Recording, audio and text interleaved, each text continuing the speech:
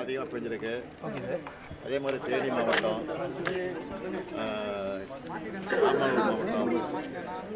நீலகிரி மாவட்டம், இது போன்ற அதுவும் நீலகிரி மாவட்டம் எல்லா இடத்துலையும் கோத்தகிரி பெஞ்சிருக்கு.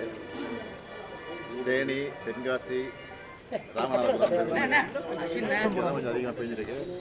அங்கெல்லாம் எந்த விதமான அபாயமோ எந்த விதமான ரிஸ்கோ இது வரைக்கும் இது இல்லை. நல்லபடியாக போயிட்டு இருக்கு, ஒன்றும் பிரச்சனை இல்லை.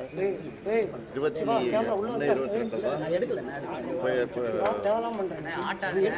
அதிகமாக மழை பெய்யும், புயல் வரக்கூடிய வாய்ப்பு இருக்குன்னு சொல்லியிருக்கிறாங்க. அதனால முன்னெச்சரிக்கை நடவடிக்கை எடுத்துருக்கிறோம். கேம்பில் தங்குறதோ அவங்கள அப்புறப்படுத்துறதோ, கடலோரம் இருக்கிறவங்க ஆற்றோரம் இருக்கிறவங்க அப்புறப்படுத்துறது தான் இது வரைக்கும் ஒன்றும் இல்லை, இது வரைக்கும் இல்லை. இருந்தாலும் தயாராக இருக்க வேண்டிய எல்லா கலெக்டருக்கும் சிஸ்டம்.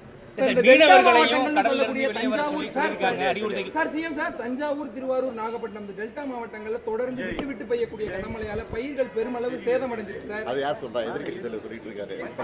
எதிர்கட்சி தலைவர் தொடர்ந்து சொல்லிட்டு இருக்காரு. அது தவறான செய்தி. அதுக்கெல்லாம் முன்னெச்சரிக்கை எடுத்துருக்கோம். இடங்களை கொண்டு வைக்கிற முயற்சி தான் பண்ணிக்கிட்டு இருக்கோம். கொஞ்சம் இருக்கு, அதையும் பண்ணிவிடுவோம். அந்த 2 நாள் அதையும் பண்ணிவிடுவோம் சார். வரக்கூடிய நாட்களில் சென்னையிலுமே கொஞ்சம் மழை அதிகமாக இருக்குன்னு சொல்றாங்க. என்ன மாதிரியான ப்ரீகாஷன்ஸ் எடுத்துருக்காங்க?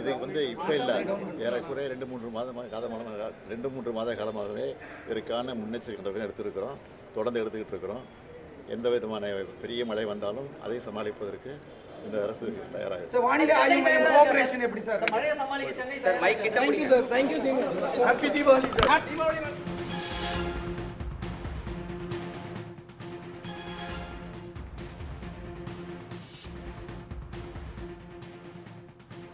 தேவையான முன்னெச்சரிக்கை நடவடிக்கைகள் எடுக்கப்பட்டுள்ளதாக முதலமைச்சர் மு க ஸ்டாலின் தற்போது செய்தியாளர்கள் சந்திப்பில் கூறியிருக்கிறார். இன்னும் கனமழை பெய்யும் என வானிலை மையம் கூறியுள்ளதால் தேவையான முன்னெச்சரிக்கை நடவடிக்கைகள் எடுக்கப்பட்டிருப்பதாகவும் அவர் கூறினார். நெல் கொள்முதல் தொடர்பாக எடப்பாடி பழனிசாமி கூறியது முற்றிலும் தவறான தகவல் என்றும் முதலமைச்சர் மு க ஸ்டாலின் பதில் கூறியிருக்கிறார்.